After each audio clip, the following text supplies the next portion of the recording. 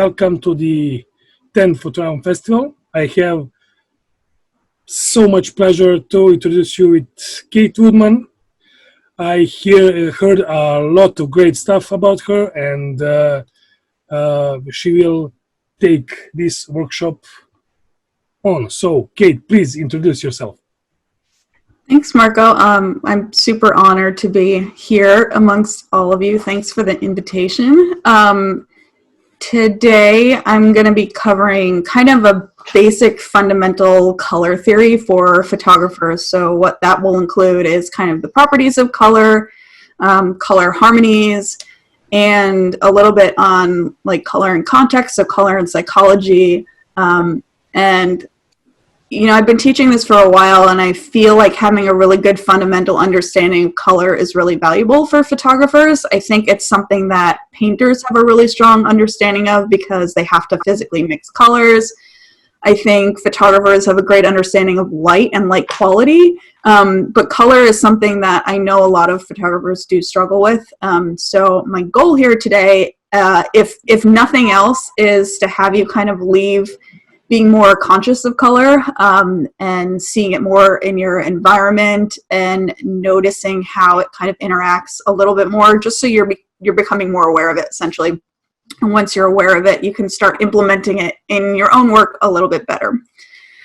I was telling Marco I haven't quite timed this yet. It's kind of a segment I teach in-person workshops, so bear with me as I kind of maybe speed up or slow down through certain sections, but I'll try to get through it the best I can. And if my dog starts barking, just ignore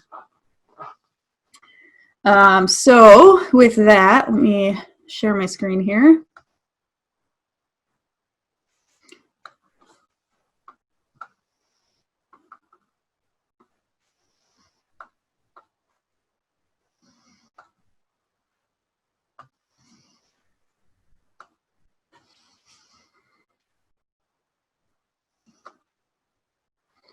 All right, can you guys all see that? Should just be a slide with color theory on it.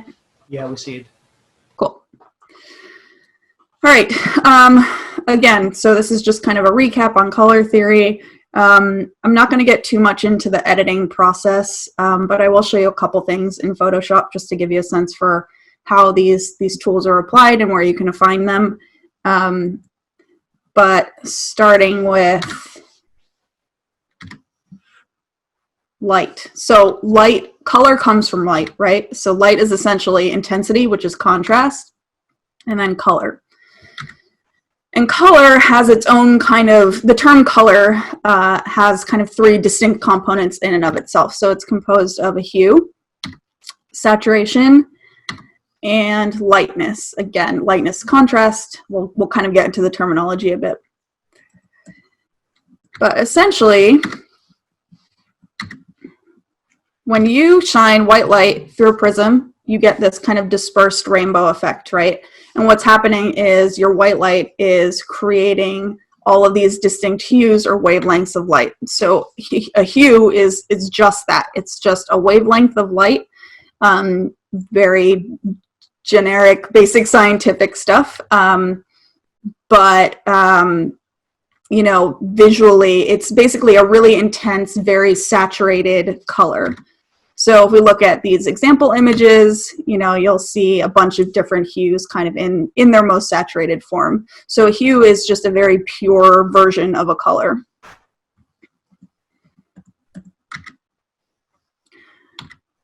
So saturation is our next property of color, and I like to think of saturation in terms of essentially like adding gray to an image. That's kind of the easiest way to think about it. So think about if you're a painter and you have really strong saturated hues.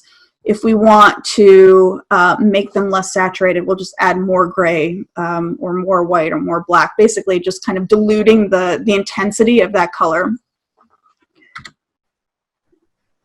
So just visually to see what that looks like, you know, if we take a super highly saturated image like this one and we go to Photoshop and we hit either our vibrancy or our hue saturation slider and we slide that all the way down essentially this is what we're ending up with. I think this part should be kind of basic stuff for you guys, but these tools are really, really important, and understanding them fully is really important to kind of manipulating color. So that's why we're doing kind of the initial recap here. So saturation is,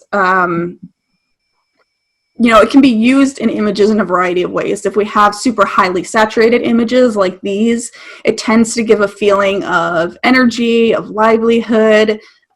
Maybe there's like more of a humorous element, but either way, it's meant to really draw the eye and catch your attention. And then conversely, if you have desaturated images like these, they're a little bit more somber, more serious. Maybe they have more of an ethereal effect as well.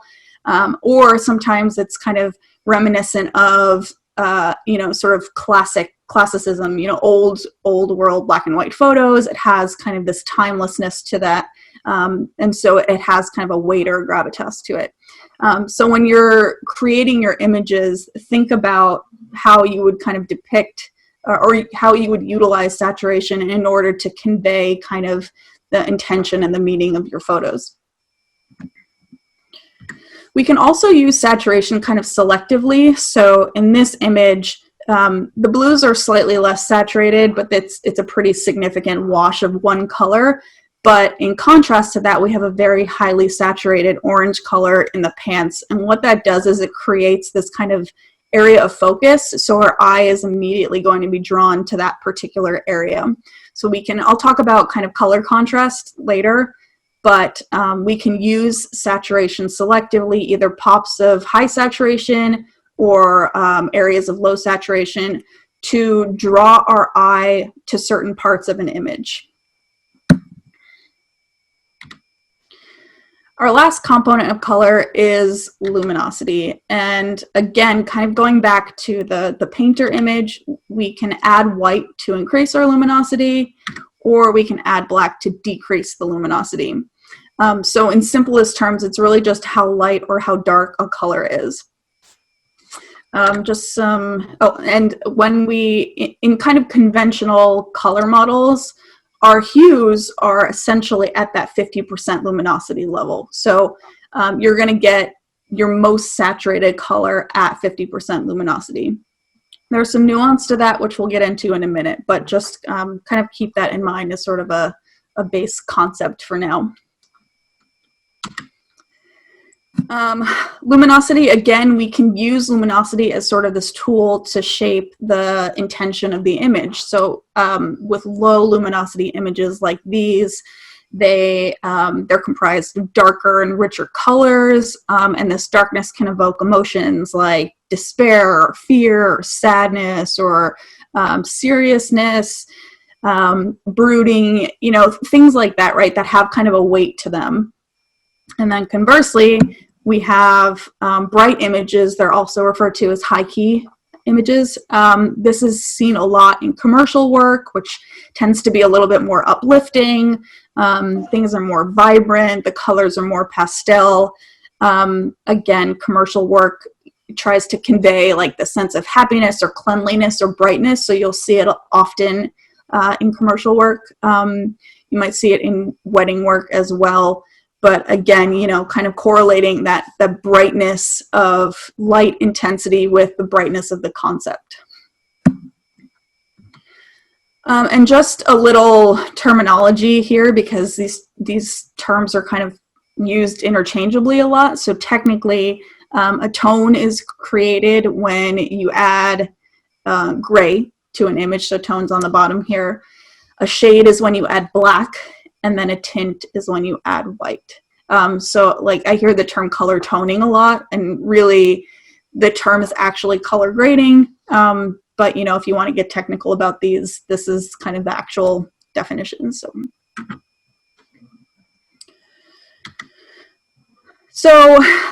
putting this all together, these three components, hue, saturation, and lightness, have this sort of interdependent relationship with each other. So when we put them together, we can create sort of a three-dimensional model. And this model is just kind of a mathematical representation. It's not at least for now, we're not talking about how we really perceive colors, which is an important distinction, but it helps us to understand how the colors relate to each other. How the properties of color relate to each other. So this color model here was originally kind of coined by Munsell, I believe in the 30s. And essentially what we have is a circle. So that's kind of our color wheel of pure hues. And at the perimeter of the circle, we have our most saturated hues. And then as we get closer to the center of the circle, we decrease our saturation. And in this model, everything desaturates to that 50% gray. And then on our z-axis, or going up and down, we have our lightness. So going up, we have white, and going down, we have black. So you may be a little bit more familiar with these images. So this is kind of, mapping these three different color properties in kind of different ways.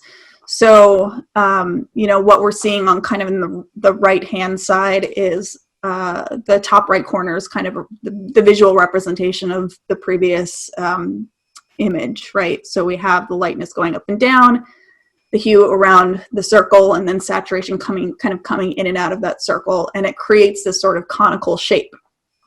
And then we can extract that just to kind of fit visually into various other shapes. So this might look pretty familiar to you if you ever use your color picker in Photoshop.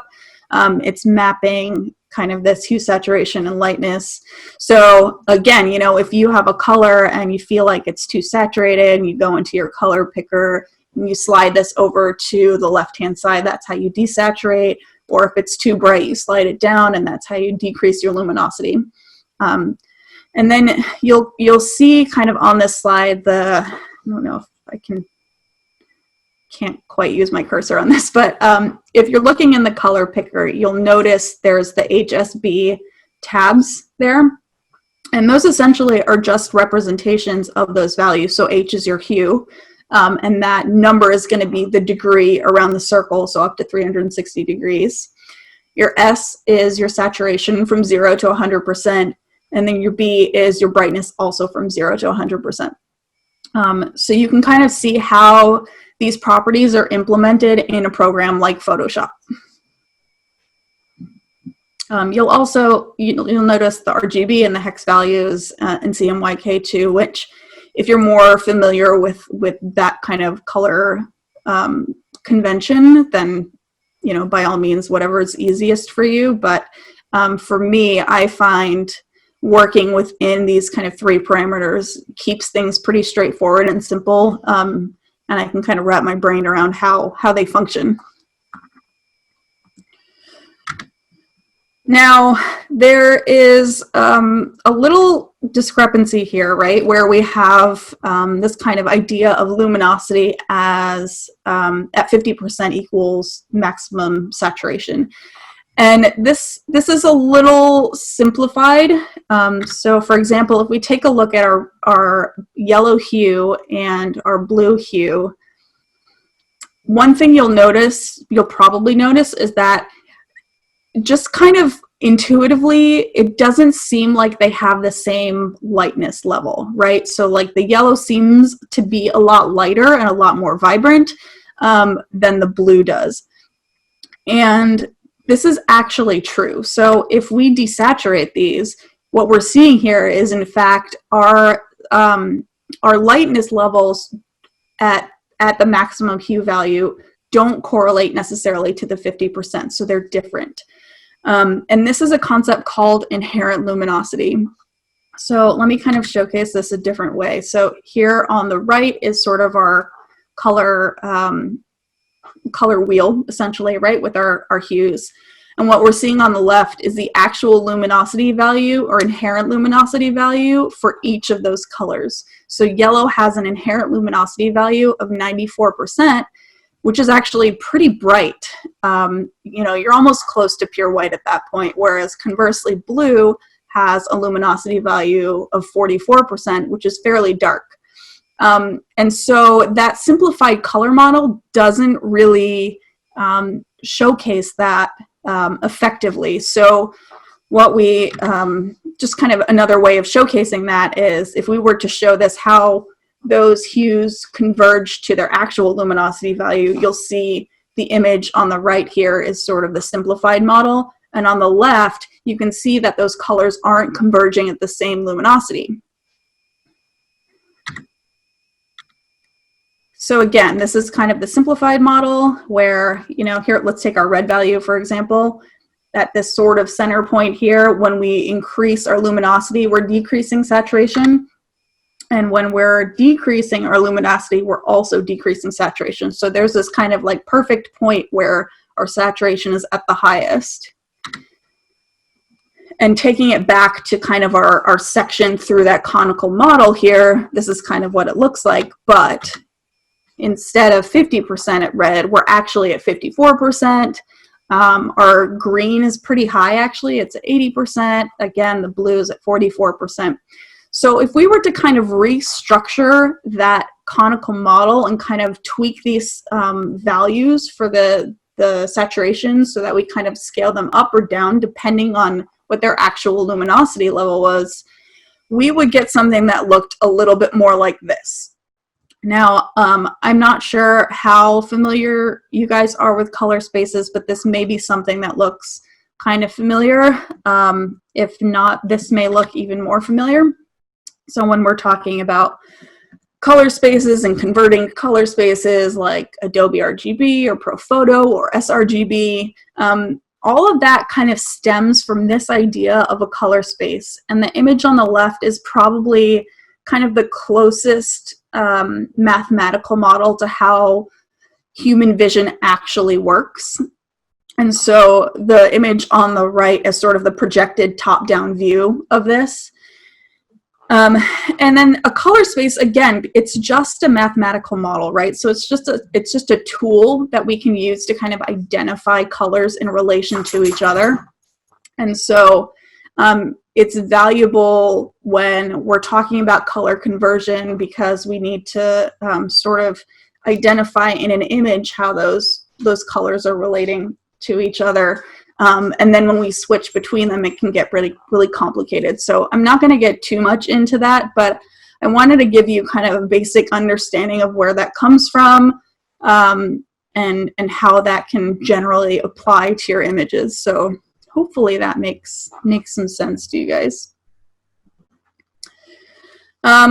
So I kind of want to show how this works on an actual image. So let me pop over to Photoshop here for a second. So here's a shot I took fairly recently. And just to give you a sense of kind of the tools in Photoshop that we can use to sort of manipulate all of these different factors. Our hue saturation slider, obviously hue and saturation. We can adjust our saturation here by sliding everything up or down. And what that does actually is it changes the saturation of the pixels essentially by the same increment. And this is different from like your vibrant slider, which is a little bit more intelligent. So the difference between vibrance and saturation here is that a saturation slider, if I slide this up, it's going to basically increase the saturation of every pixel by the same amount.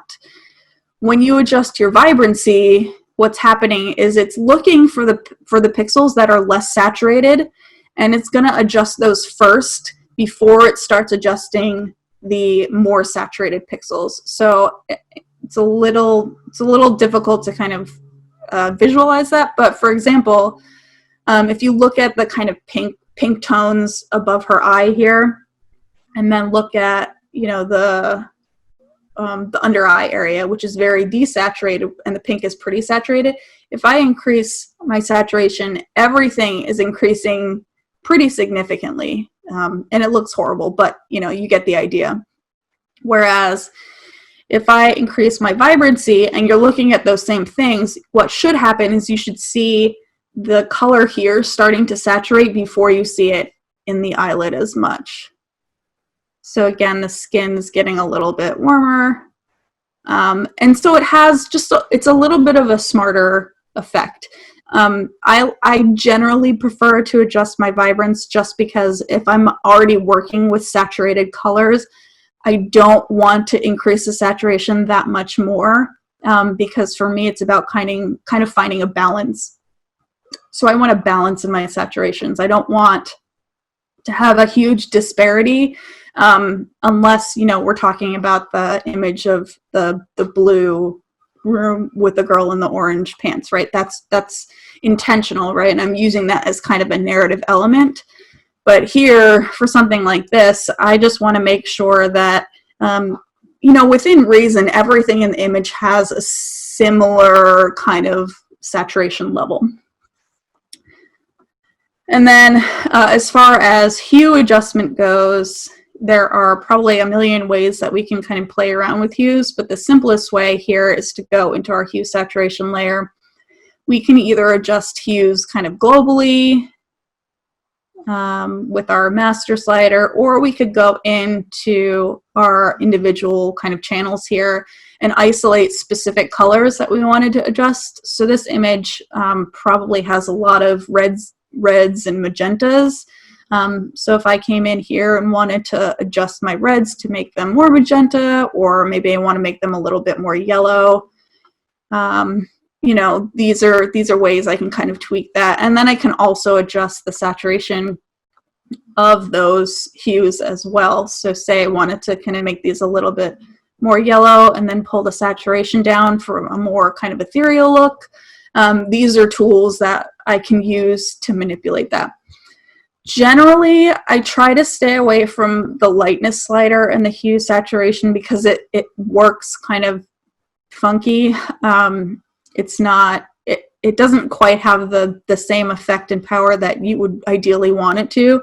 So instead, I generally work with curves to adjust my luminosity. So kind of very simply, if I wanted to come in and I wanted to bring the entire luminosity of this image down without affecting my blacks or my whites too much, I would just pull down at the center of the image.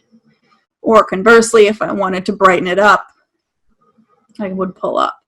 Or I could create an S-curve where my shadows are pulled down and my highlights are pulled up, just for a little bit added contrast.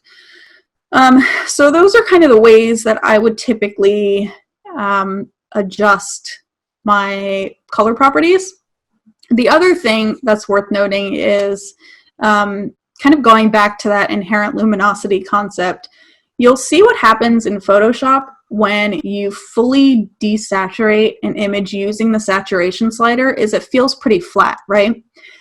And the reason that it feels flat is because it's treating your saturation kind of like that simplified model. So basically anything that has a pure hue, it's desaturating to that 50% gray level. And what happens when you do that is it gets really flat.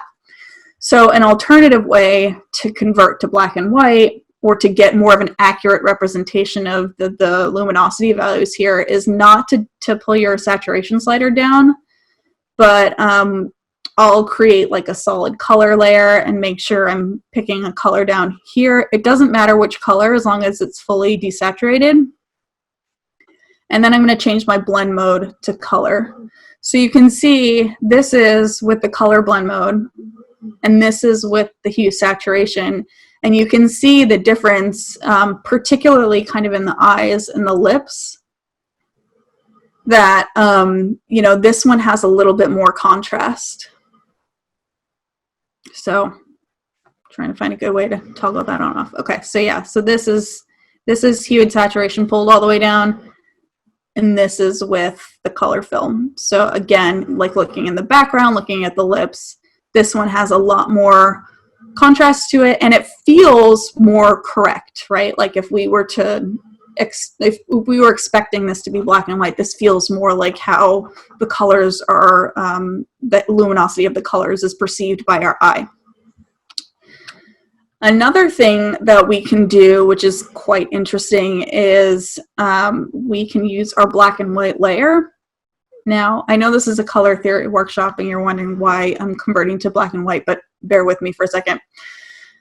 So our black and white layer actually gives us a lot of control over the luminosity of individual colors. So if you've heard of, what is it called? I'm drawing a blank on the term, but you can use curves to sort of isolate different luminosity ranges. So you can do kind of curves for your highlights or curves for your shadows.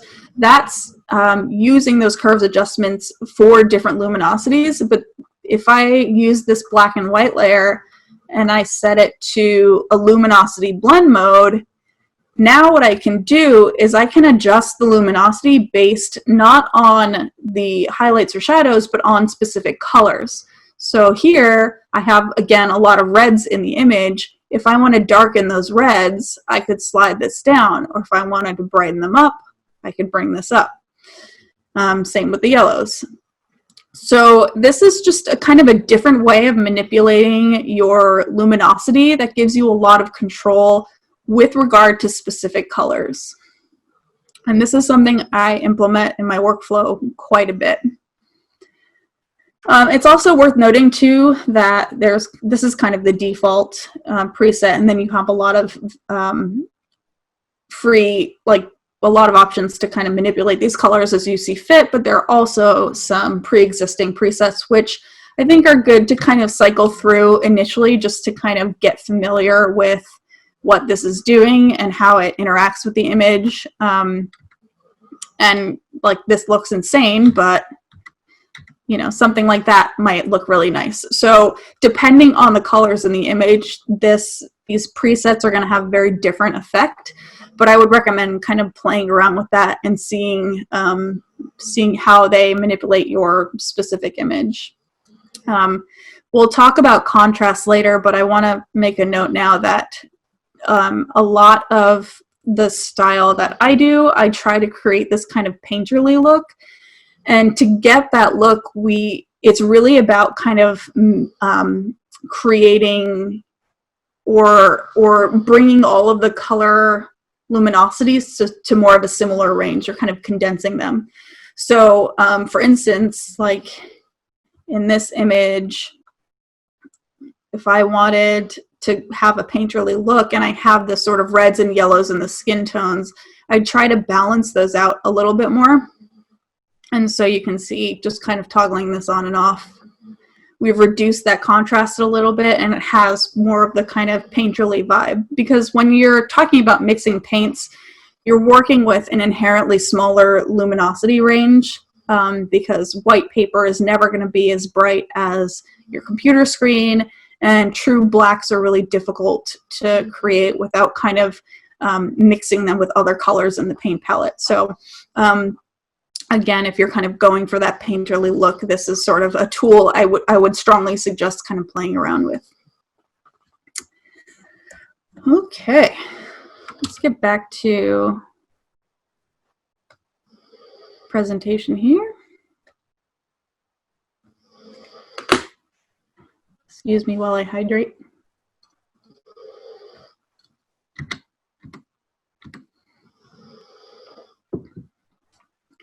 So we just talked a lot about light and color and how they interact, but I want to start talking about how colors interact with themselves, and color harmonies and color relationships. So I think the best way to kind of get into this is to start with the basics here. And when we talk about light and how light actually functions and how colors are created, our eyes don't actually recognize every single individual wavelength on the spectrum. Our eyes have 3 different rods and cones that actually only identify 3 different colors, and those colors are blue, green, and red. And so our eyes and our brains are really smart. So instead of having to have an individual cone for each unique wavelength and having millions of different varieties, what it does is it just kind of identifies the existing wavelengths, and then it kind of merges them. So in order to create a cyan color, it mixes the blue and the orange, or sorry, the blue and the green to make cyan. To get yellow, it mixes our red and our green. And then to get our magenta, it mixes the blue and the red. And so when we put this all together, we have what's called the additive approach to color. And this, again, is how light works. So if we mix all three of them, we are back to that white light, which, if you recall from one of the first slides, we split that white light up to create the full spectrum. So working in reverse, when we add this all together, we create that white light again. And you'll notice that when we do this, when we add two of these individual wavelengths or hues or primary colors together, what we end up with is a secondary color, and that secondary color has a lighter value, lighter luminosity value than the original two primary colors. So if we step back, if we add our red and our blue, our magenta has a higher luminosity value than either the red or the blue. Same with the red and the green, and the blue and the green as well. Which makes sense. Like if you think about using 3 strobes and you have a red, green, and blue gel on each strobe. When you aim 2 of them into the same spot, you are essentially doubling the light quantity, right? So you're not only adding the colors, but you're adding a second light source. So you're increasing the intensity of the light. And this is essentially how our computer monitors work, or our TV screens. It's comprised of 3 repeating kind of very small red, blue, and green photoreceptors, I think they're called.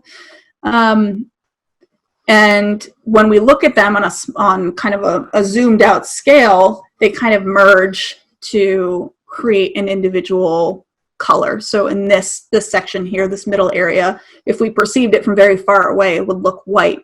But at this magnitude, we can see kind of the individual components. So I don't know if you've ever tried this. Maybe put a screen, like a clear screen on top of this, but if you put like a droplet of water on your phone, the screen of your phone, you can actually see it kind of magnify. That water droplet acts as a magnifying glass, and you can see all of the individual pixels essentially. So any kind of screen is kind of created using this additive color effect. Alternatively, we have subtractive color methods. So this is something that you might be familiar with in printing, but if we have CMY, which is cyan, magenta, and yellow, when we add these all together, we have the absence of color, so we have black.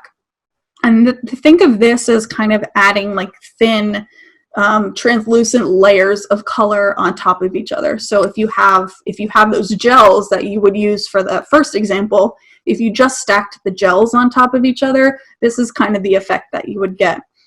And, you know, not surprisingly, opposite of the additive model, we have our luminosities when we add these decreases, right? Because we're kind of blocking more light.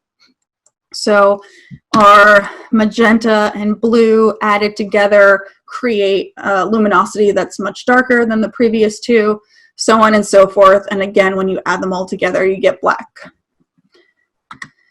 So again, you know, looking at how this works in real life, if you're printing something on a CMYK printer, the K stands for key because it's actually a lot cheaper to use actual black ink instead of layering all 3 different colors on top of each other. But the premise is the same.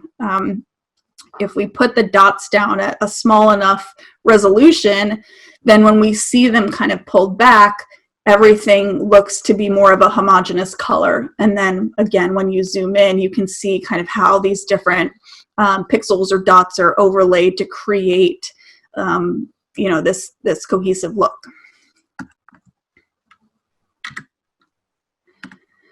So the subtractive CMY color approach is essentially the inversion of the additive RGB approach. So if we just took this and rotated it around, we would get the same color scheme.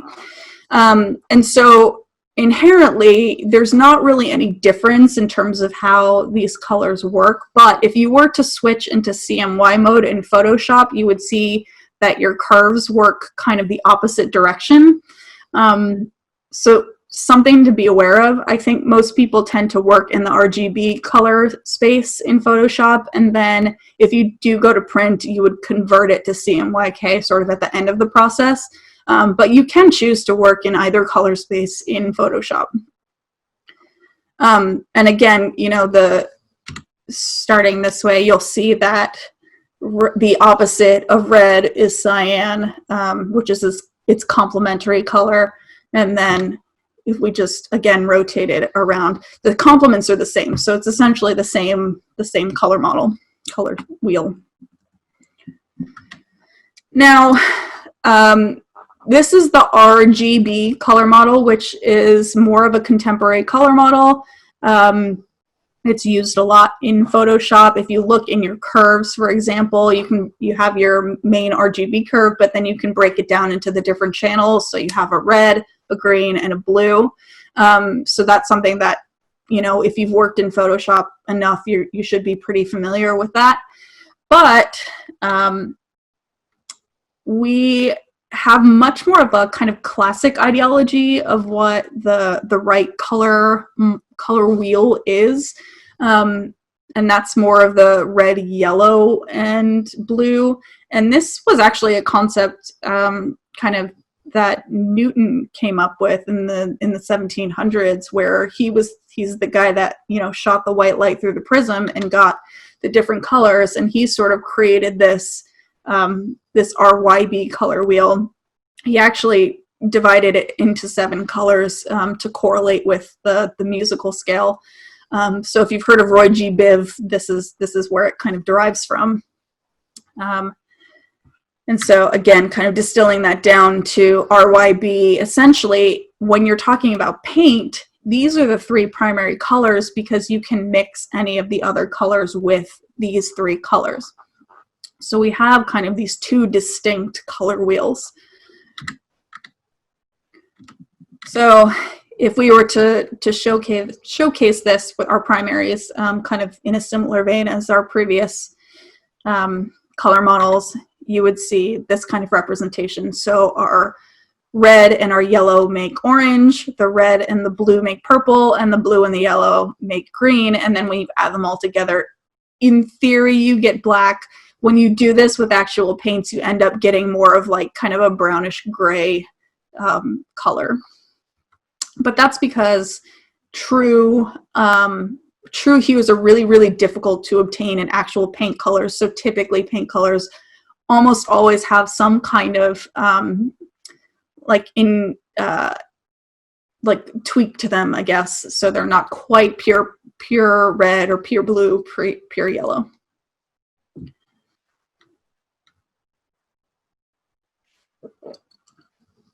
Sorry guys, I'm not used to talking so much.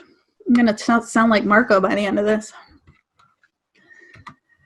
And again, looking at the luminosities, this is kind of a different story, right? So if we add our yellow and our red here, our orange is actually kind of an in-between luminosity value of the 2. Or with our green and our yellow on the bottom, or sorry, our blue and our yellow on the bottom, the green in the middle has a luminosity value that's kind of in between those. And then when you add them all together, we have black again. So it's kind of a different effect. And so just in comparison here,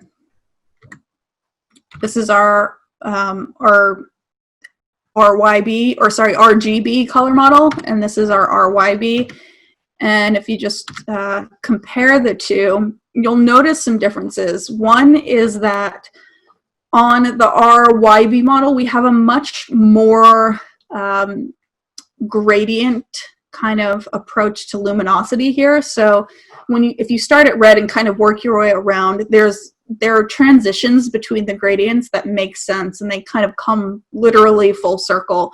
And it's in general, it's much less luminosity contrast, whereas on the RGB model, on the left-hand side, you'll notice that we get certain colors that are a lot brighter, and there isn't necessarily a distinct or logical kind of differentiation or transition between the luminosities.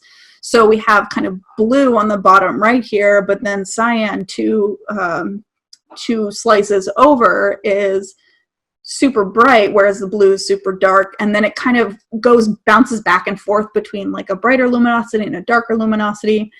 And so at the end of the day, there isn't really one distinct right or wrong color models. Both of these work, but it's really just about understanding what the limitations of each of them are, how you utilize them. If you were to use kind of a traditional RYB color model approach in Photoshop, you might have some extra steps to get certain colors, because instead of having your curves being RYB, they're RGB. So then, you know, you're going to have to go through some extra steps to balance some stuff out. The other thing I will say is that in a true RYB color model, you're not going to get super saturated magentas and cyans. They just don't exist. And so in general, the RYB tends to be a little bit more muted, a little bit less vibrant. So again, it's a question of what your preferences are and what your style is. So if you like more of that kind of classical painterly aesthetic, then the RYB model might be better for you, not only because those colors are kind of more traditionally aligned with that, that style, but also just because they more accurately mimic what kind of colors you could get with paint. Whereas if you are more contemporary, kind of cutting edge, then I would recommend working with the RGB color model, because it has a lot more of that vibrancy and it feels a little bit more, more energetic and more contemporary. All right. One more thing on primary colors, and this has been a bone of contention amongst not only artists but scientists for, I don't know, 400 years, since they've really started thinking about color and optics and how the two interrelate. There are a couple different schools of thought on primary colors and how the eye works. Most people have kind of adapted this 3 primary color wheel. So whether that's RYB or RGB, they're still kind of determined that there are 3 primaries. There's another school of thought that there are in fact 4 primaries, and this is kind of derived from the way that our eyes work and how they have kind of opposite colors. So like, for instance, if you stare at red for a really long time on a screen and then close your eyes and look on a white wall, you'll see its opposite color, which is green, and the same thing for blue and yellow being opposite. So realistically, scientists have yet to really come to a resolution about this, but I think years of art history and study has kind of shown that this sort of 3 primary system, in terms of how our brain kind of recognizes it, is probably the most accurate. So anyway, not to throw a wrench into everything, but just something to think about, that, you know, color is scientifically based, but there's a lot we still don't understand about it, and there's a lot of complexity to it. And so, you know, in 50 years, maybe we'll have more knowledge about how our brains actually interpret color, and we may have kind of different approaches and whatnot. But for how it stands now, at the end of the day, RYB and RGB are both kind of effective, correct color models. And when we get into the next section on color harmonies, the harmonies apply to either of these. So, yeah.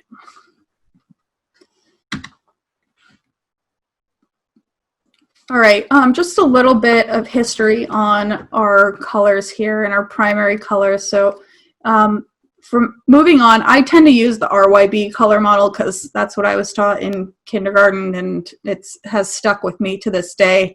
And also I quite like you know, kind of classical paintings. So that's the system that I'm drawn to. So for the sake of this demonstration, I'm going to kind of continue with that color harmony moving forward. So primaries are blue, red, and yellow.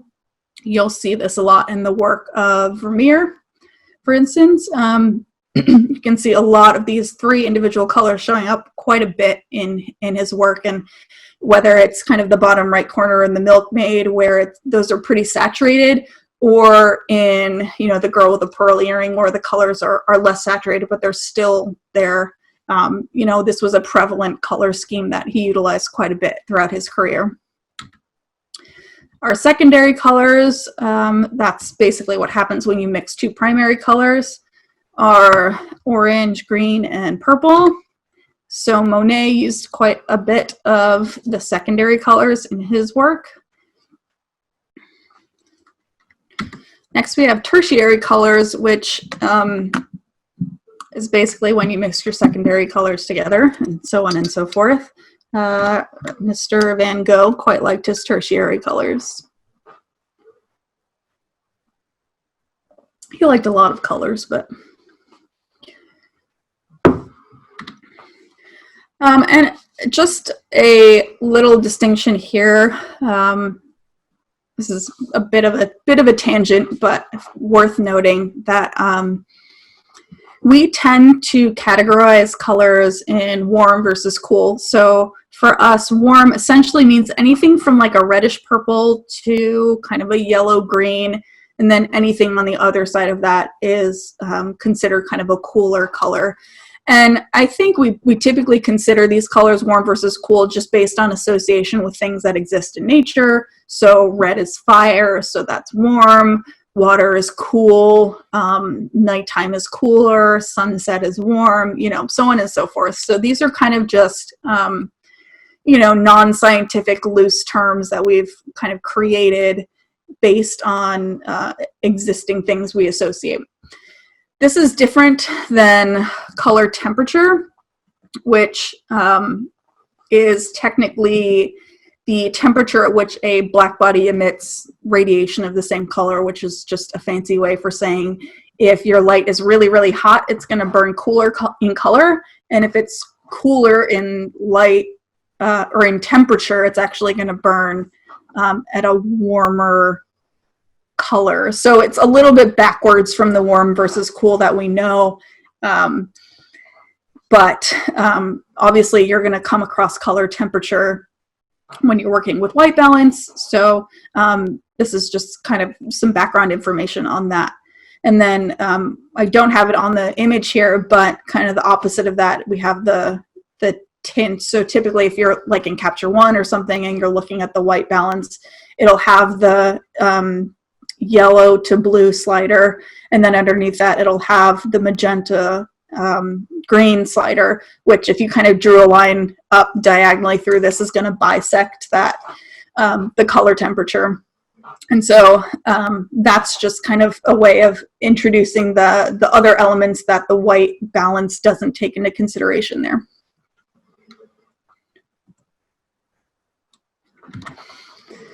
Okay, this is where the fun begins and everything kind of starts forming into something that is useful for you guys. So the current form of color theory was developed by this guy Johannes Itten. He was a Swiss color and art theorist in the Bauhaus movement in Germany in the 30s, and he was the first to develop this kind of concept of color chords or color harmonies, and his were also based on the RYB color wheel.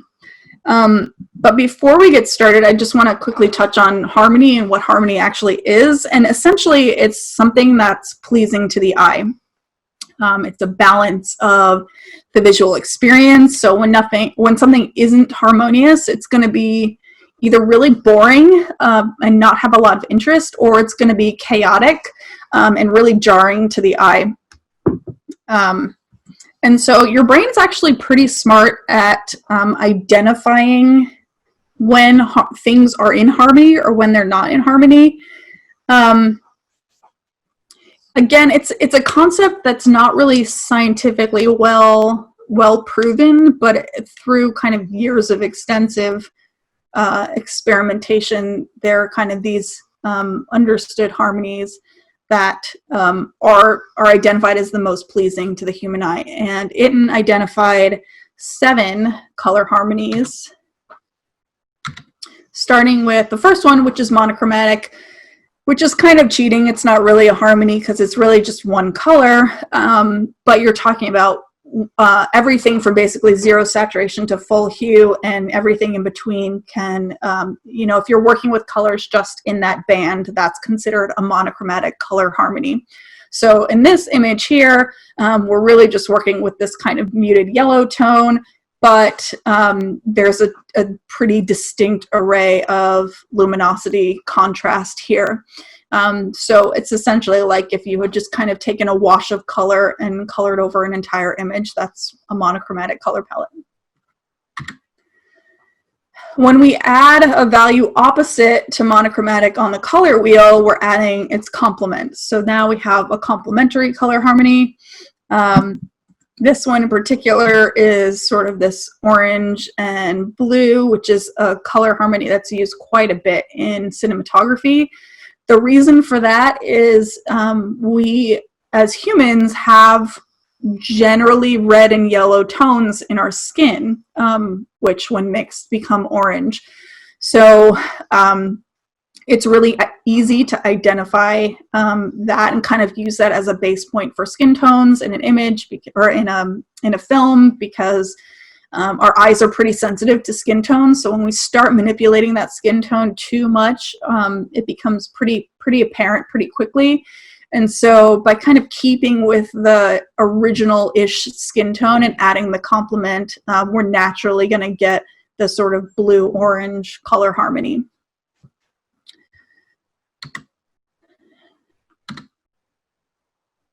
Oops. Next is split complementary. So this is similar to a complementary, but instead of using the color that's exactly opposite, you're going to use the colors that are on either side of the opposite. And this one, it's a little bit more subtle, but they're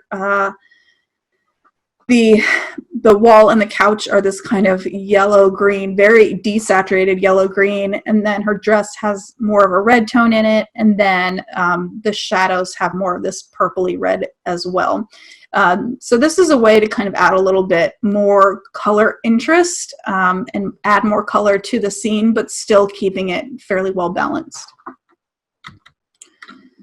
A double split complementary is basically just 2 pairs of complementary color schemes, and they can be adjacent to each other, like in this particular image, or they can be further apart.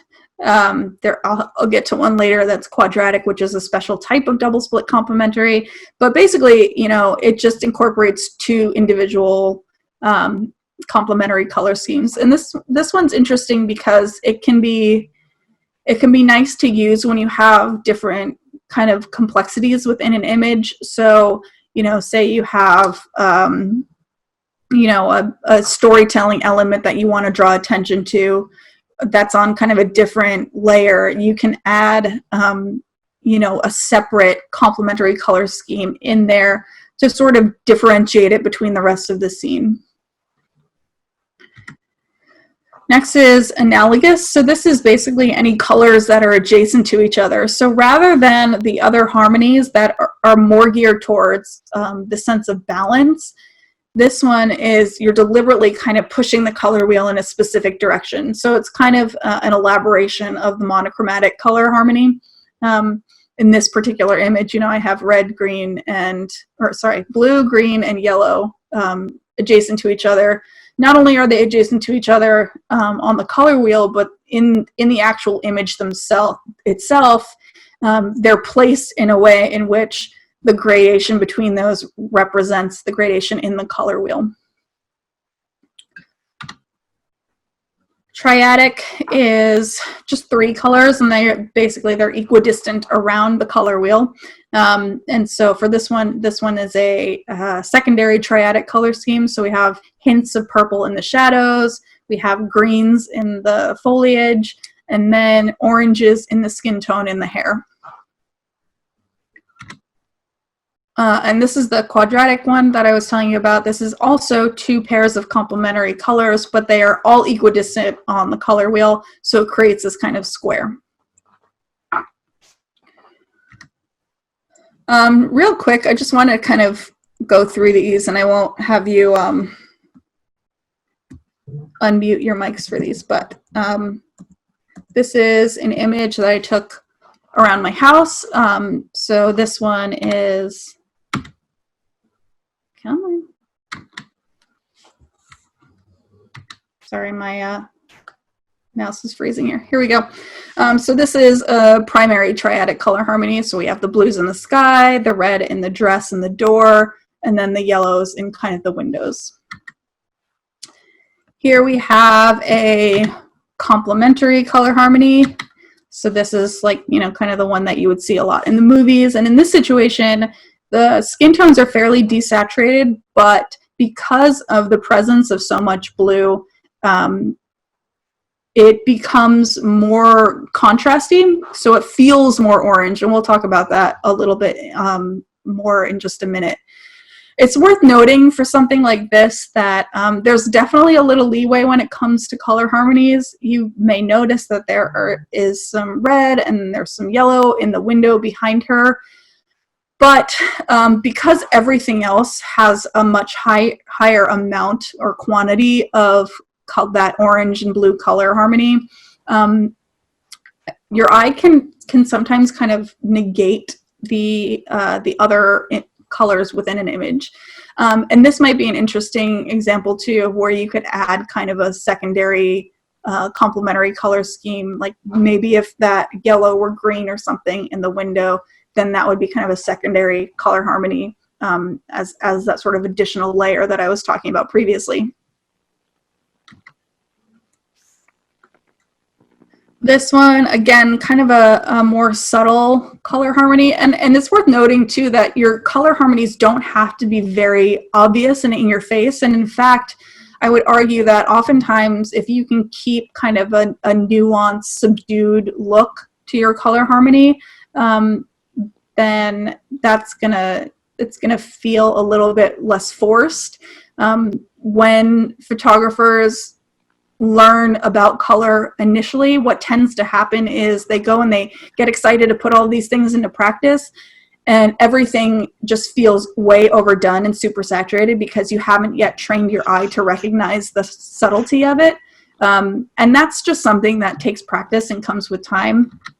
But eventually, you'll start to recognize that there is a little bit more subtlety to everything. So for this one, for instance, we have this secondary triadic color harmony. Again, the orange and the skin tones, the greens and the grasses behind her, and then the sort of eggplant purple color of her jumpsuit. This one here, this is an example again of another kind of monochromatic color palette, and we do have the blacks in there and the whites on the window and her hair and her clothing, but these are sort of perceived as neutral elements, so the rest of the colors in the scheme really is just that kind of goldish tone. This guy is a little tricky, and again kind of goes to show how color harmony is not you know, a rigid thing and can be kind of defined in different ways. So you could look at this and say, you know, it's got a lot of green and a lot of red, and so it's a complementary color scheme. But you could also look at it and consider the oranges and the gold tones and the yellows and everything kind of in between, and see more of this gradation, which feels more of like an analogous color harmony. And so again, like it has this sort of element of interpretation to it. And that's just going to be based on the individual. Like, everyone sees and perceives color a different way.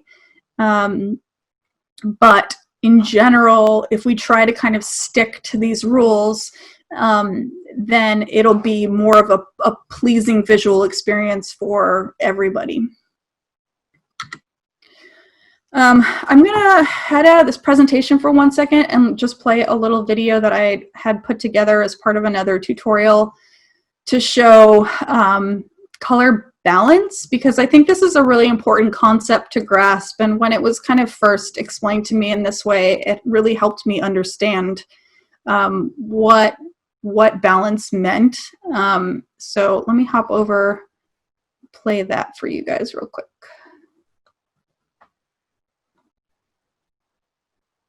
Can we see this?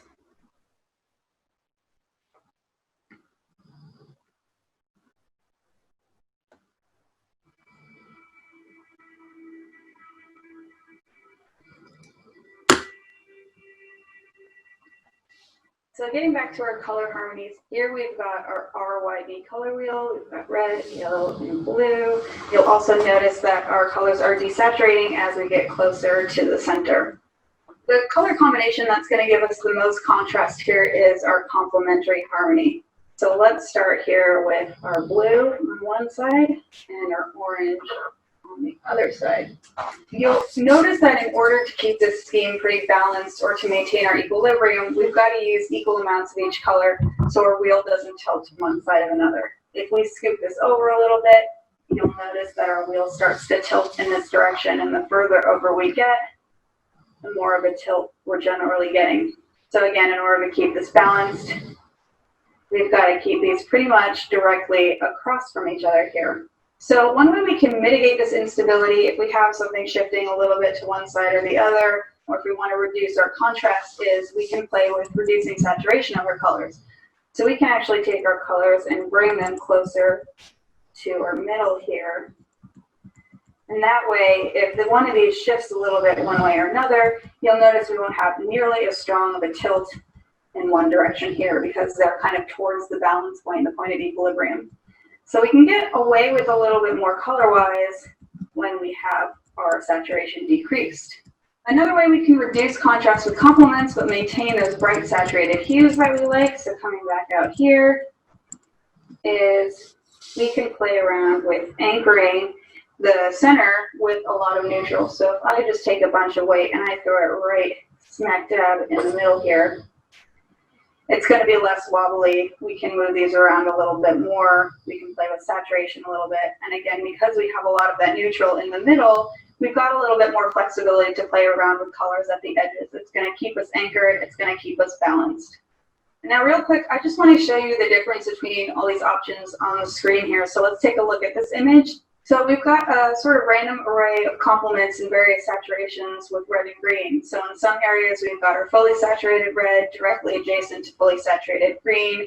Here we've got desaturated red next to desaturated green.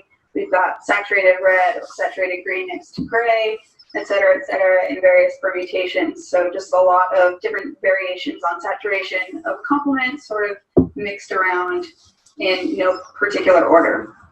So if your eye's like mine, it's going to sort of globally feel okay because we've got roughly the same amount of red and green, but my eye doesn't quite know where to focus because it's bouncing around a little bit. It's going from the saturated areas to the desaturated areas and then back again to more saturated areas. If we look at this checkerboard here with orange and blue, we've actually got a really nice gradual uniform gradient going from one color to its complement. And you'll probably notice how our eye travels sort of in one direction. It's not skipping all over the page, and it's not nearly as chaotic. So we'll also see if we take our blue-orange graphic here and we cut it in half, so we're just looking at gray to orange, and then let's compare it to this little segment here where we've got red directly next to our neutral gray. You'll notice that the red-gray combo is much higher contrast because although our beginning and end colors are the same and maybe even the distance between them is the same, one is just made of one giant step between the neutral and the highly saturated color, and the other one transitions in much smaller, less contrasty increments. Now, neither of these applications are right or wrong, and in fact, we can use neutrals to increase perceived saturation of a color by placing a neutral directly adjacent to that color. But I want to give you guys an understanding of how we transition between one color and another is important and affects our contrast. And this also goes for transitioning between all colors, not just neutrals. Okay, so getting back to our pure hue harmonies here, another way we can stabilize our complementary color harmony a bit is we can split actually one side of our complement into two sides. So what that means is we're going to take this guy and we're going to slide it over here, and we're going to add another color here. So now instead of just the blue, we've got sort of a green blue and we've got a purple blue, and that's directly opposite our orange. And you'll notice that when we do that is we still get a little bit of a tilt in this direction because now we've got sort of twice the weight on this side as we do on that side. So in order to make this more balanced, we'll have to add more weight over on our orange side. And you'll notice that once we do that, we're much more balanced and we've got basically the same amount of weight on this side as we do on this side. So we talked about reducing saturation of both colors for the complementary scheme to reduce contrast, but alternatively, we could play around with just bringing one color down in saturation. So for instance, if we wanted to, we could take our orange and we could bring it down in saturation here. But again, you'll notice that everything has kind of a tilt in this direction because we've shifted our balance of equilibrium to somewhere around here. And we want it to be, again, at the center point. So we'll just keep adding a little bit more weight to our desaturated orange. And basically what that means is we just need more of it. And so you can see as we add more and more weight there, we're going to get something that is a little bit more balanced. All right, so for our next color harmony, we can manipulate our existing one a little bit, and we can slide our orange back out so we've got something saturated again. We can take off some of our weight, a little bit more weight here, so we're even and balanced out again. And we can just do what we did on this side, on our other side. So instead of our orange just being the sole color, we can take this out to red orange and to yellow orange. And this is basically our split complementary color scheme. So we've got much more stability in this direction because now we're not dealing with just one complementary color pair, but two. And so having this extra area out here really makes this a much more stable color scheme than our normal complementary color scheme.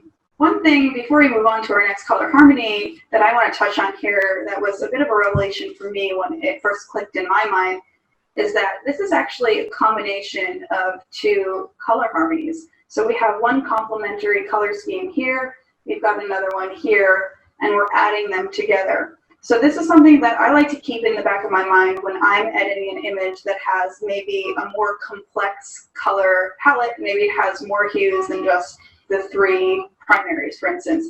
We can build up those color harmonies in layers and layer them in an image, and we'll talk about this a bit in the retouching segment. But just something to keep in the back of your mind that allows you a little bit more flexibility. Ultimately, we're trying to maintain this balance.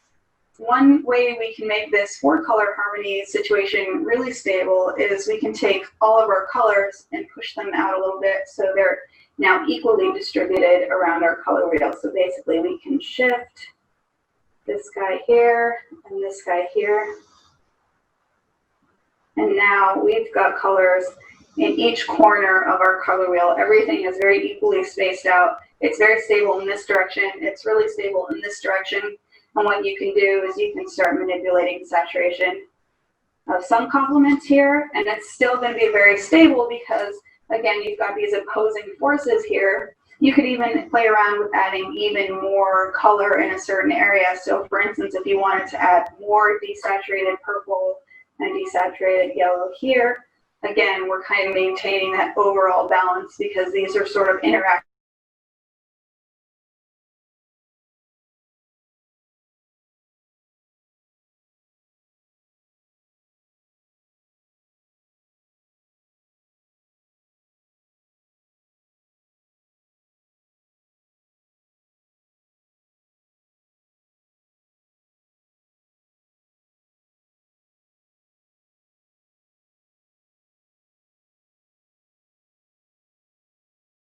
color harmony.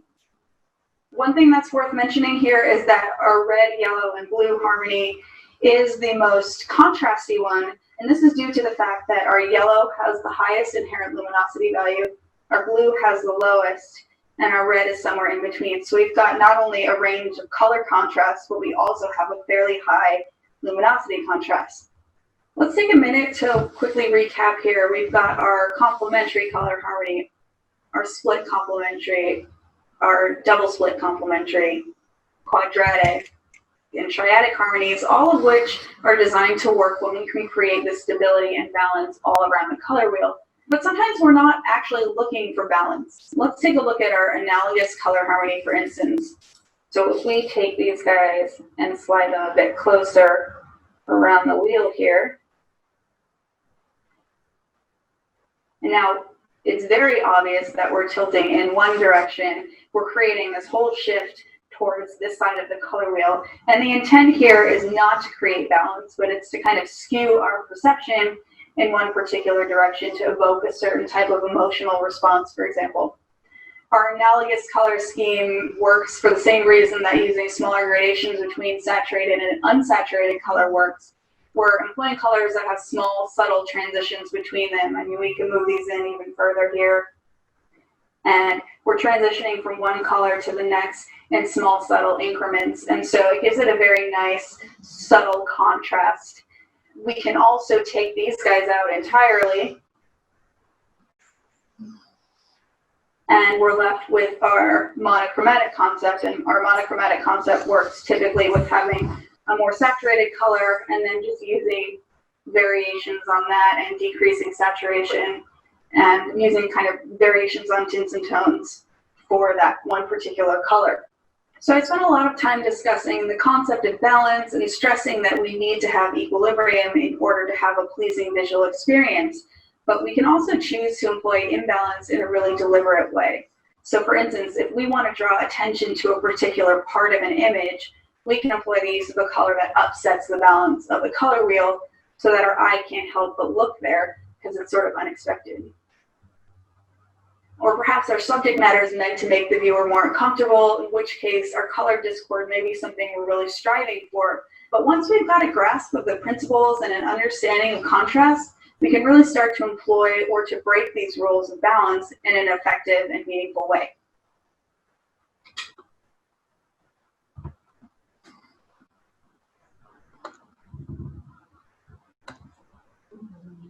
Okay. Yeah, hopefully that was of some value to you guys and kind of explain the concept of balance a little bit better. I think, again, you know, we get kind of fixated on specific color harmonies, but I think in general, if we have a lot of colors within an image and it's very complex, the idea of balance is really kind of the root of everything, because you can have a variety of different colors, but as long as the balance of them keeps that equilibrium, then you're still going to have an effective color scheme. So I talked a little bit about contrasts in the video, but when Itten created his color theory, he sort of identified a variety of different contrasts. Let's see.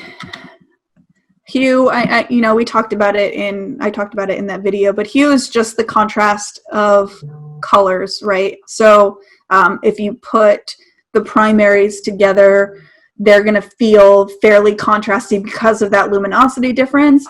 The secondaries are going to be slightly less contrasty. And then again, it also kind of depends on the placement of the hues, and if you put an orange and a red and a yellow next to each other in a particular orientation, that may create less contrast than putting a red, a blue, and a yellow next to each other, because there's a natural gradation between colors that exists. Complements, again, this was kind of covered in the video, but essentially, you know, how we transition between colors is very important. So if you're thinking about, you know, creating a painterly image, one thing that I like to do in my retouching process is to add kind of some subtle gradient maps. And what that does is it creates this natural transition between colors rather than having an abrupt, distinct line between one color and another. And that helps, again, sell that painterly vibe. It's like, you know, if you were mixing physical paint on a canvas, you're going to get some contamination in one color based on the color that's adjacent to it. Versus if you were shooting for a product or you're shooting something commercially and that color has to be really distinct and you really want it to pop from the page, then maybe you do want to pose it against a complement that is, you know, obviously a very different color from it, because it's going to create more of that visual impact and it's going to draw your eye to a particular area.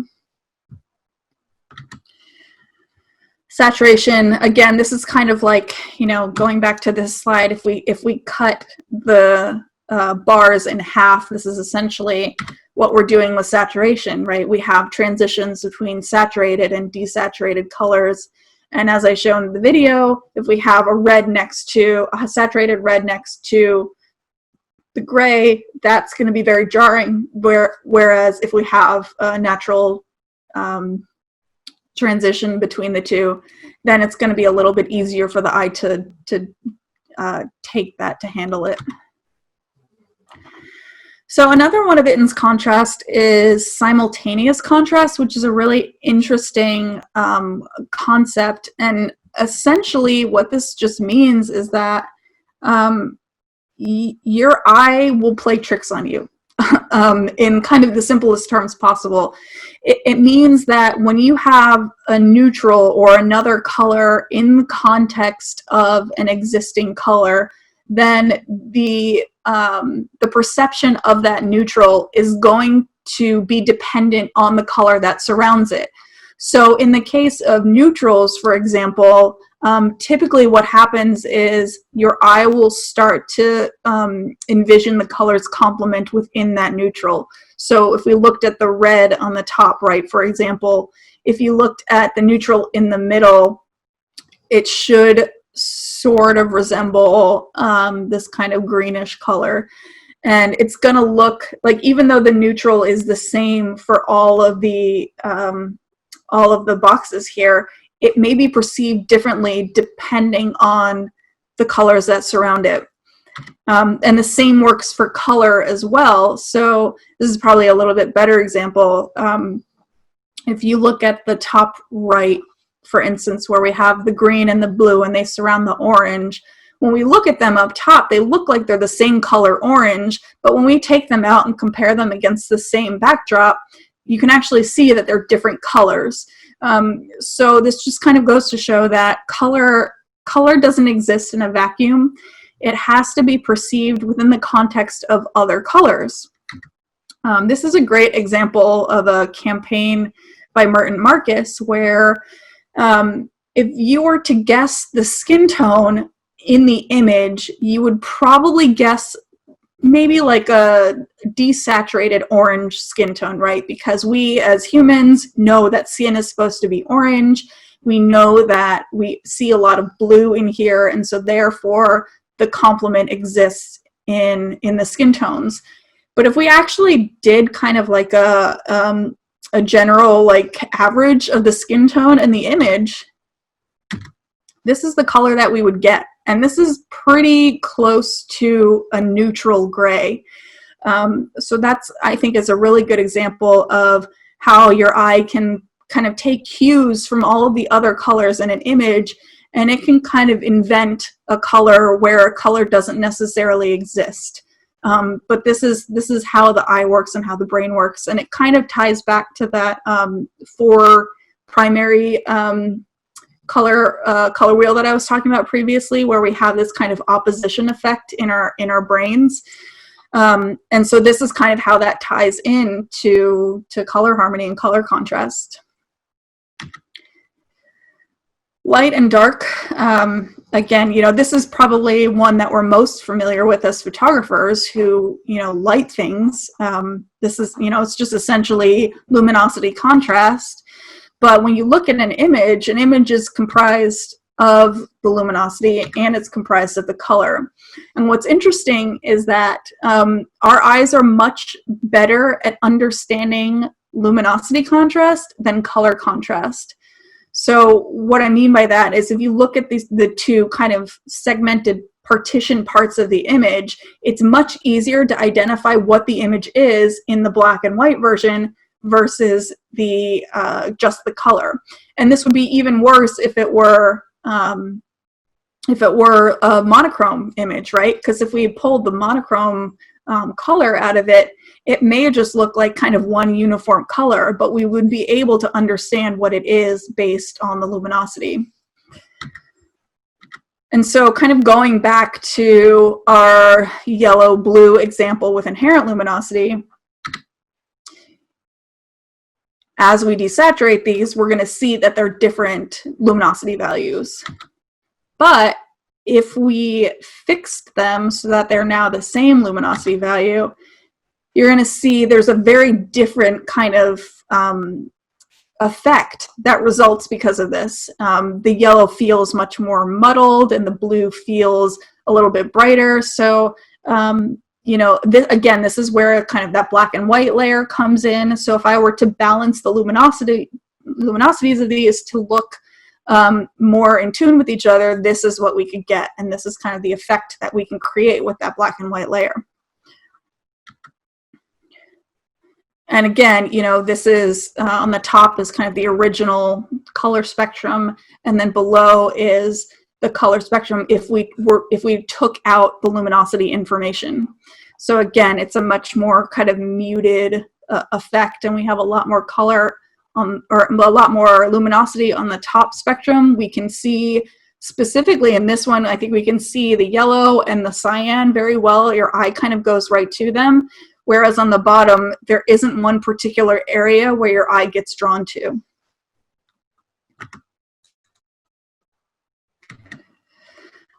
Just kind of a note here on brightness versus lightness, because these are kind of a couple. Brightness is essentially defined as the amount of light. So luminosity, pure black, is 0%. But brightness is kind of a measure of luminosity of one object or area relative to another. So in this scenario here,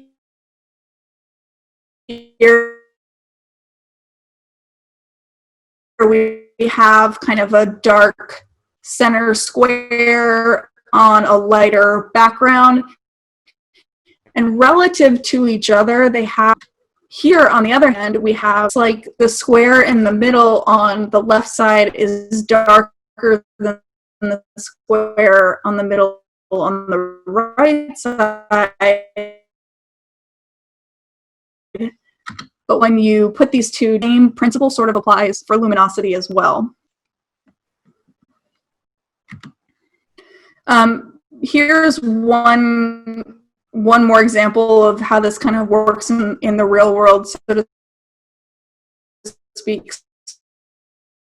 So if you look at this image and you looked at the sky, you would probably consider it to be pink, same thing, but when we put it against a white or color within that sky, then we perceived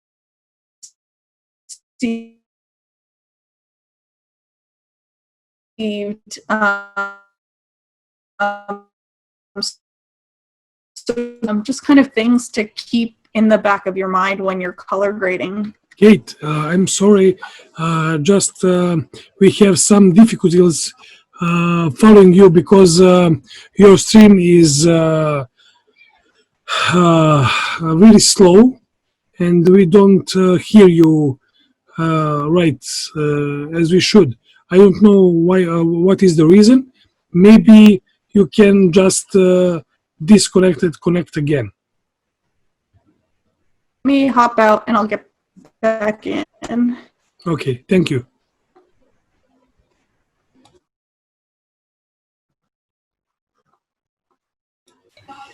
Ja sam mislio da je samo kod mene, pa sam se uplašio, rekao da nije nešto do mog neta, pošto grmi seva.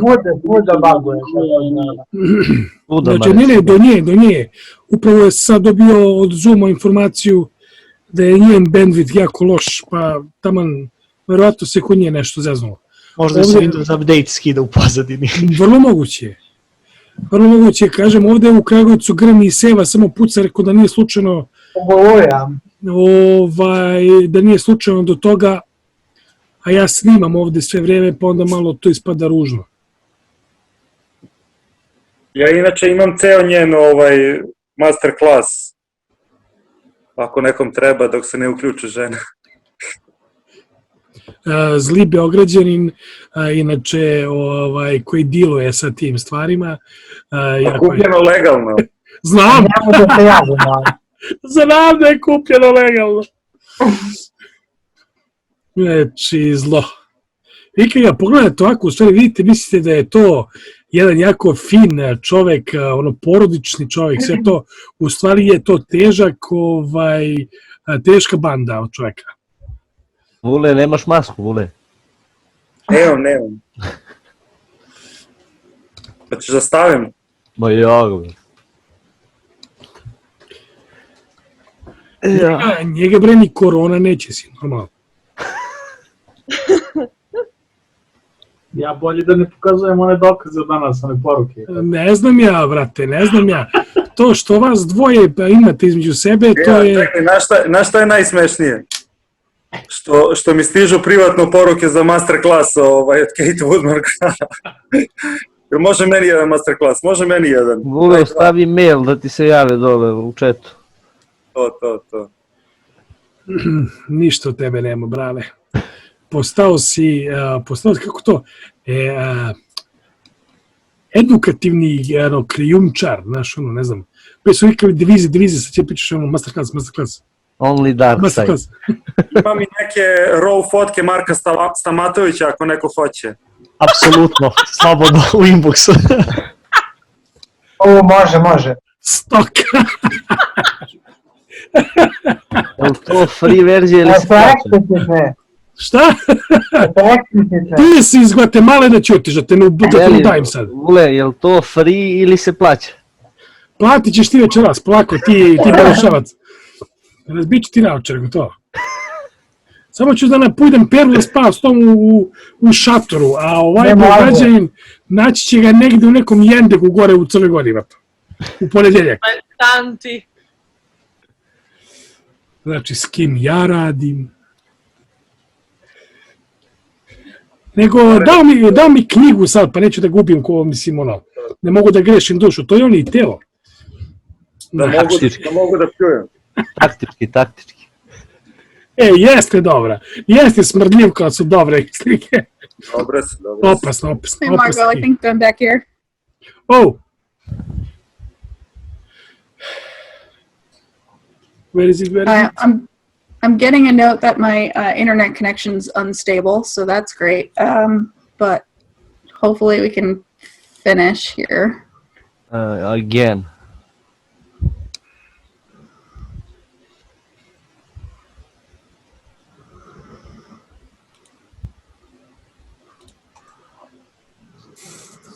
Okay.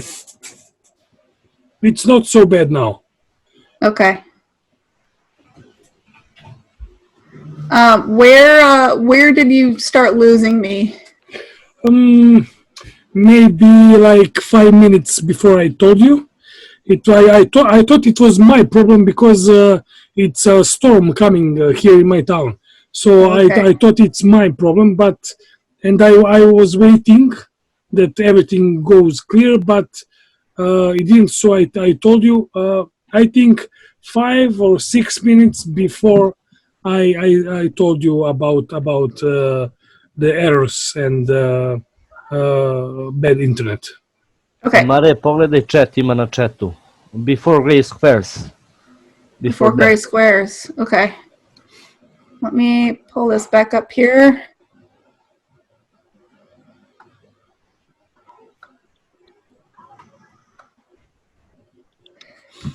So do we get through this This Yeah, part? we have. Okay, cool.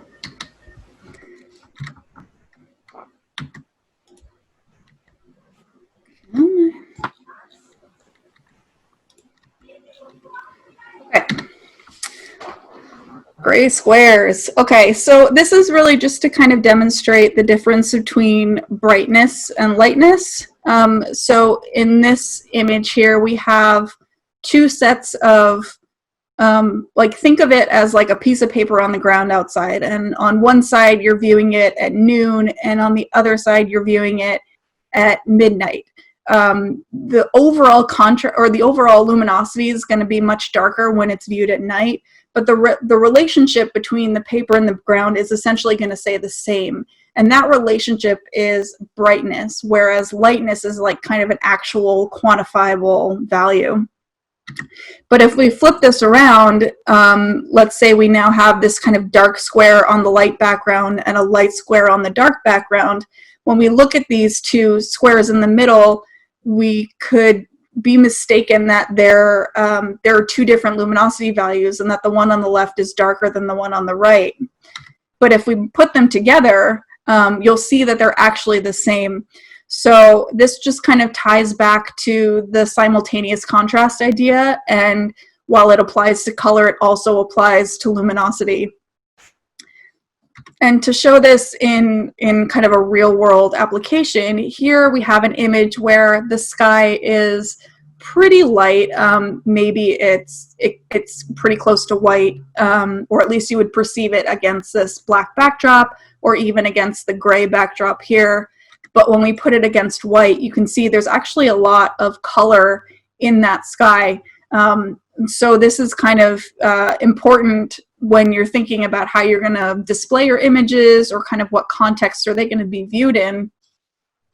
And conversely, we have this image here, which again, we have a pretty white sky, and viewed against gray, again, it still looks light. And against white, it does in fact stay kind of white, at least in the center point. But if you looked at these two individual images separately, they would kind of seem like they had similar luminosity values for the sky.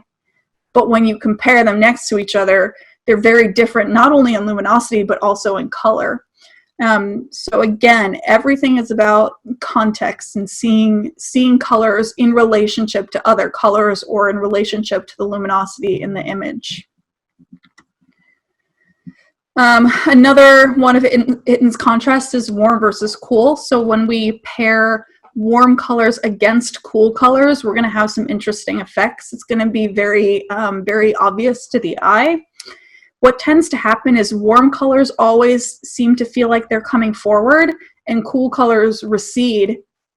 And part of that is due to, skip this guy, is due to this concept called atmospheric perception. So when we're looking at this image of the Grand Canyon, the colors towards us feel a lot warmer, and as we get off into the distance, the atmosphere kind of creates this effect that sort of blues everything out, and we lose detail, which is why the warmer colors generally pop towards us. The other interesting thing about warm and cool colors is you have these kind of nebulous in-between colors, like this purple here, which when you see it against this magenta feels cooler, but when you see it against the blue, it feels warmer. So you'll see that in purples, you'll see that in greens as well. So those colors can kind of be used in different ways depending on how you want to convey that sense of warmth or cool in the image. And the last thing is extension and proportion. And this one's a little challenging because what it essentially says is that all colors are not created equal in terms of the quantity of the colors in an image to create balance. So what Itten is prescribing here is that for something like red and green, the two colors are equally balanced, so that if you had the same quantity of each color in an image, you would feel, you would have that sense of balance. Whereas yellow and purple, you need a lot more purple to balance out the yellow, because yellow is such a vibrant, bright color. This one, it starts to get a little complex and a little convoluted, especially when you talk about your kind of color balance thing, your wheel, you know, balancing with the different washers and whatnot.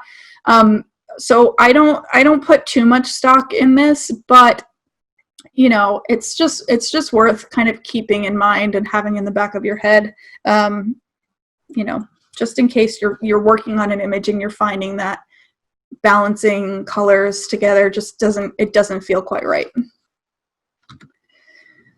So just going through a couple different examples here of what you know, what these all look like. This is an image by Turner, and then this one is basically a contrast of contrast of luminosity, where we have a significant difference in luminosity values here. So that's adding a lot of drama and a lot of contrast to the image.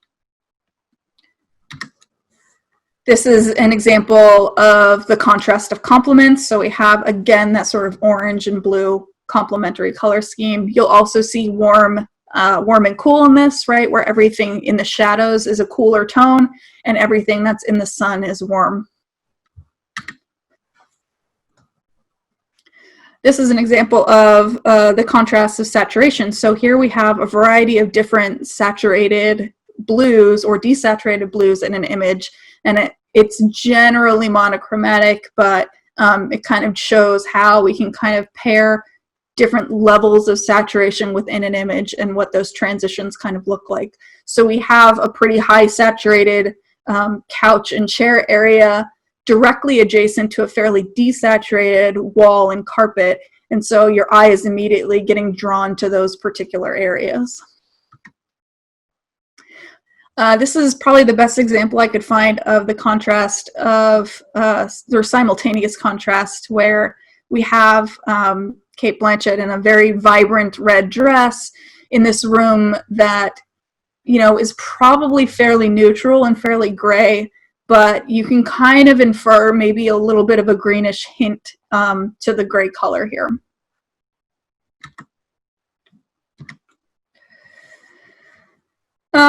And so this is kind of a quote from Itten that I like. He says, "A picture whose expression is determined chiefly by color should develop its forms from color, while a picture stressing form should have a coloration derived from its form."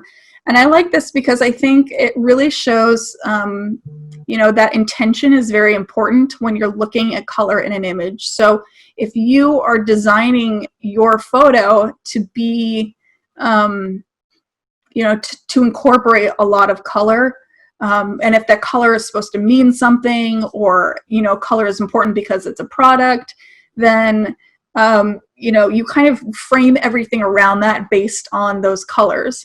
Whereas if you have a color that's meant to, or if you have an image or photograph that is meant to convey, you know, a certain emotion or a certain kind of tone, then you can add color and use that to sort of solidify that concept. So it's important in either case, but the way that you apply it can be very different. A lot of times it's done much more on the pre-processing side of things, and then sometimes you know, your image will rely fairly heavily on a color grade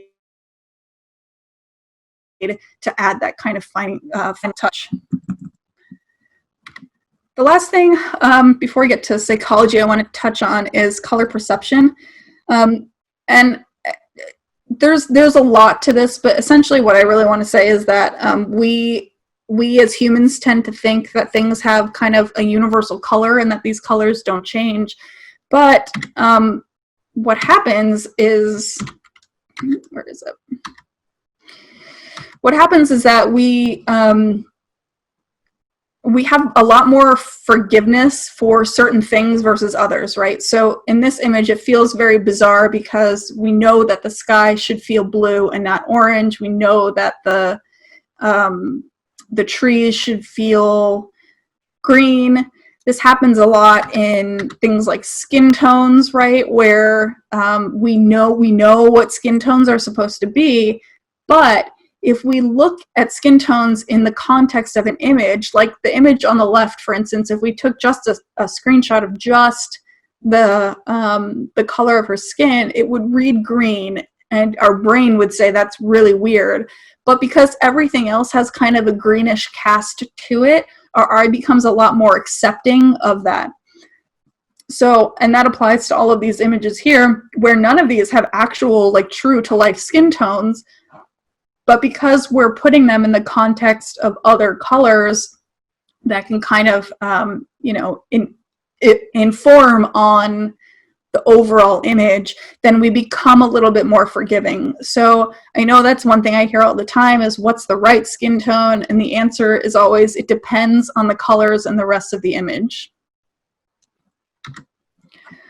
I'm going to hop over to a quick video that is going to do a much better job than I will to explain color psychology. And then I think we can kind of wrap it from there and leave you guys some room for questions. But in general, we have such really strong affiliations with color. And that's due to history, it's due to biology. Like red is a color that actually speeds up our heart rate, and blue physically like creates physiological effects and it calms us down. But we have such strong psychological ties to individual colors. And that's something that you should always be aware of when you're color grading an image. Because if you can kind of correlate an emotion that you're trying to express with a color that you can bring into that image, then the emotion you're expressing is going to be that much more apparent. So let me just share this real quick. Hopefully it plays for you guys.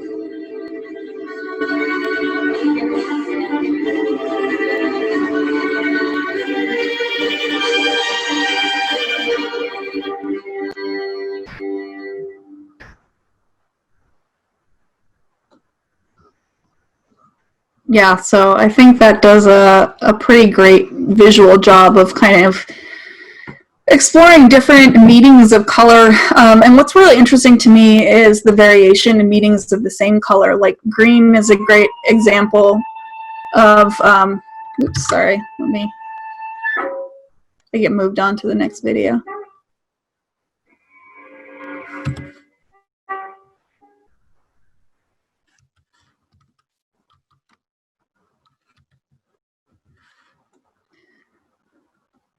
Sorry.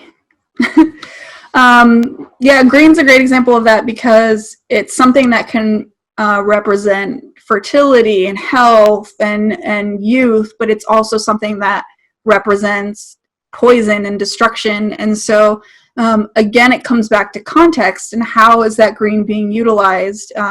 Is it more of like an earthy tone, and is that you know, utilized in a landscape image, or is it more of this kind of like super saturated sickly tone used in a fantasy shot?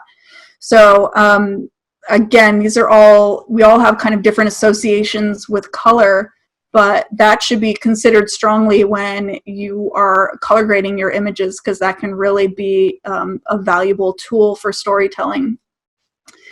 I think that's probably a good place to wrap, Marco. I don't know if anyone has any questions, comments, concerns. There is a lot of questions, yeah, but I had great. some net break too. So if somebody have a whole chat box, please read, because I don't have a lot of questions here.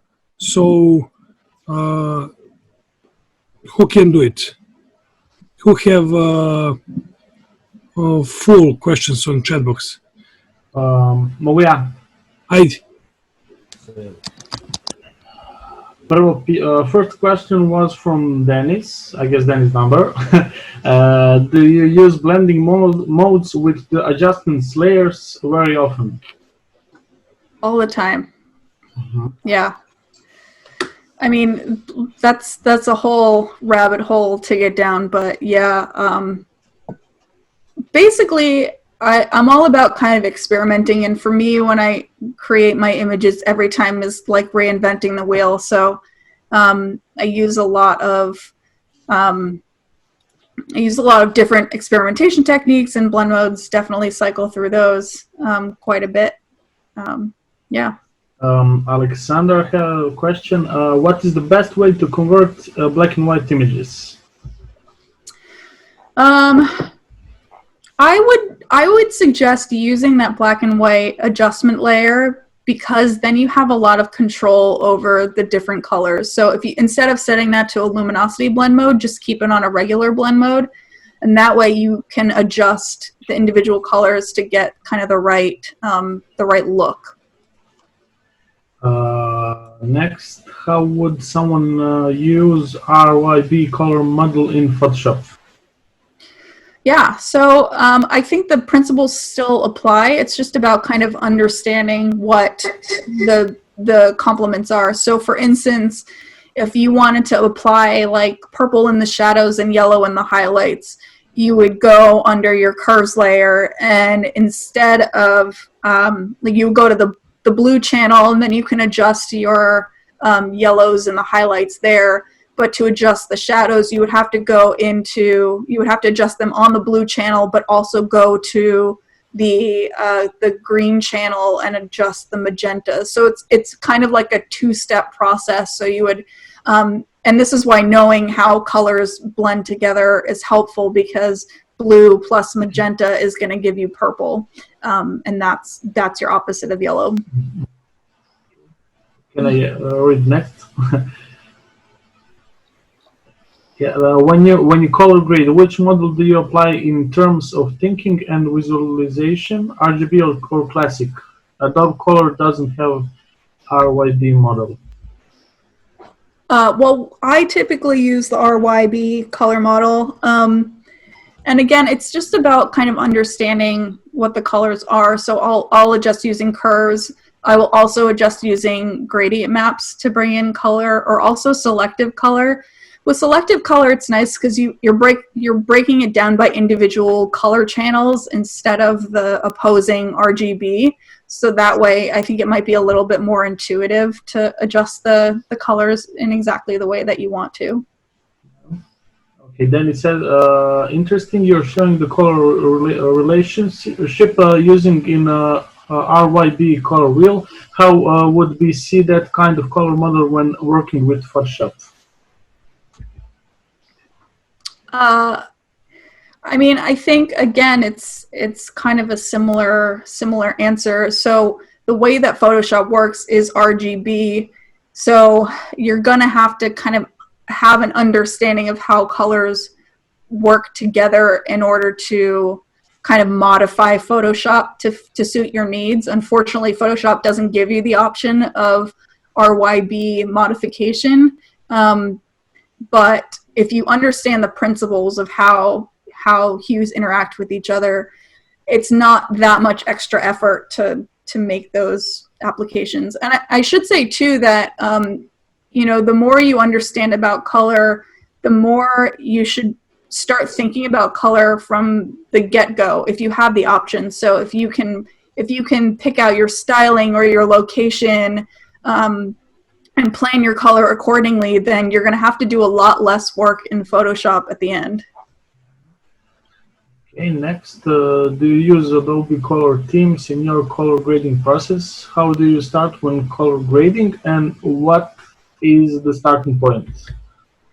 Yeah, so I don't typically use the Adobe color themes because I just don't find that they can integrate pretty well. I mean, I think it's a good starting point if you want to get a sense for what the colors in your image are. Like, say you have an image that's more desaturated and you can't quite identify what the colors are, then using something like Adobe Color to identify what the colors are can be valuable to give you a starting point.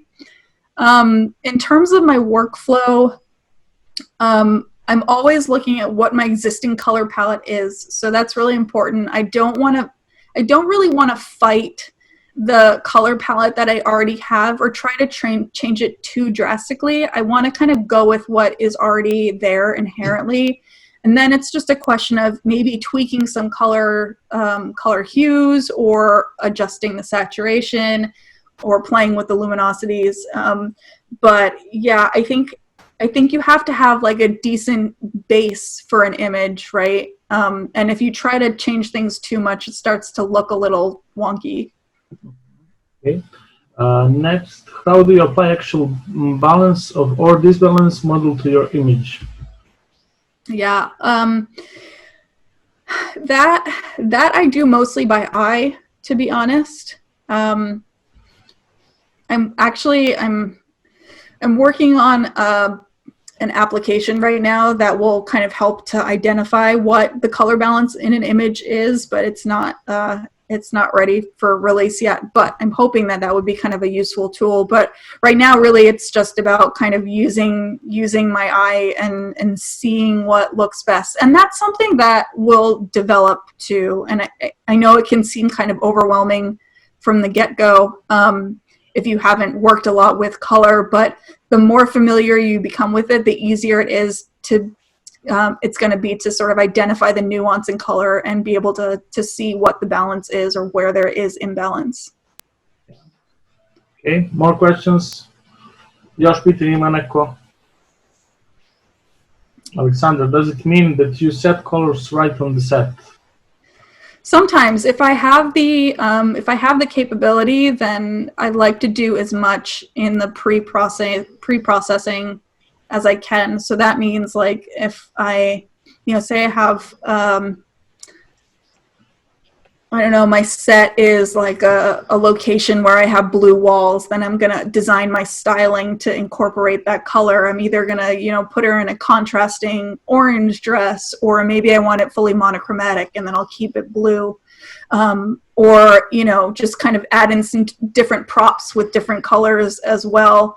And then also, it's really about kind of understanding the psychology aspect of it too. So if I want to go for something that's more somber or moody, then maybe I'll try to find a location that has more of those color palettes, or I'll use gels on my lights to sort of introduce those colors and make them sort of integral to the scene. Yeah. Can you read? No. How do you approach colors 10 years ago? I didn't.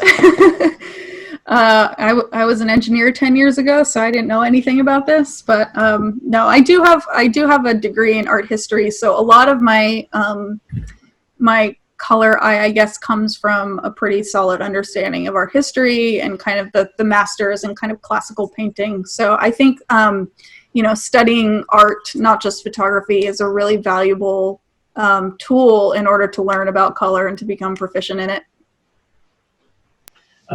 Christina wants to know which books or courses do you recommend in terms of the color theory? Yeah, I would definitely read Itten's book. I can't remember what it's called off the top of my head, but I'll get the name for you. And then there's a really good book called Eye and Brain, which is about kind of the connection between the brain and how we perceive color for anyone who's more kind of interested on that end. And then Chromophilia is another one that's really good that goes into kind of the history of all the different colors and the meanings. It's a really beautiful book with a lot of visual examples. And that'll give you like a really strong sense of how colors are utilized in different ways. Thank you.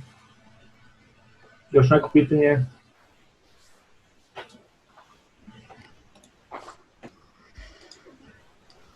Mare, je to to? Izgleda. Nema više niko nikako pitanje. Okay.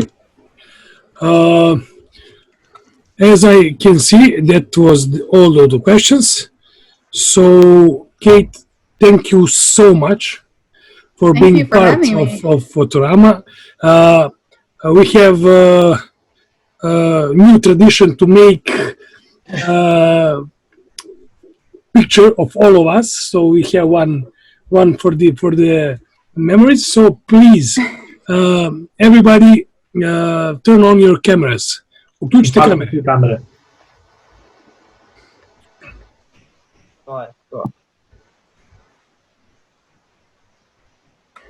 Je to, a? Nemam pojma.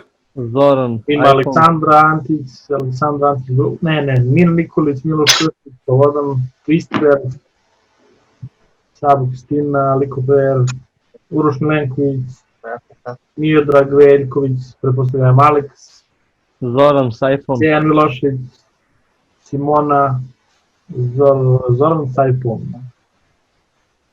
Ko može, neko uključi. Jel to to? Ok. Ja mislim da je to. Ja. Neko nam se isključi. Neko se uključi. Uključite se. Ajmo, slikanje. Ajmo, deco, slikanje. Ok, ništa. Idemo. Slikam. Ptičica. Sad. Okay, just one more, please. Well, I'm a photographer. I always do that twice. Yeah. Okay, one more. Now, thank you so much. Thank you. Thank you very Thank you much. guys. Thank you everyone Hvala for vam coming. puno svima što ste bili. Sutra, 7 sati, Lynn Johnson, Erika Larsen, Andrea Meruta. Jako dobra radionica. Imamo sutra prepodne odmora malo, pa krećemo sutra uveče i ovo ranovo. Kate, once more, thank you so much for this great workshop, and welcome to the FOTORAMA family. Thank you. Thank you, Kate. Thank you. Great job, Thanks, Kate. guys. Pero. See you tomorrow. Bye. Lucky. Hey.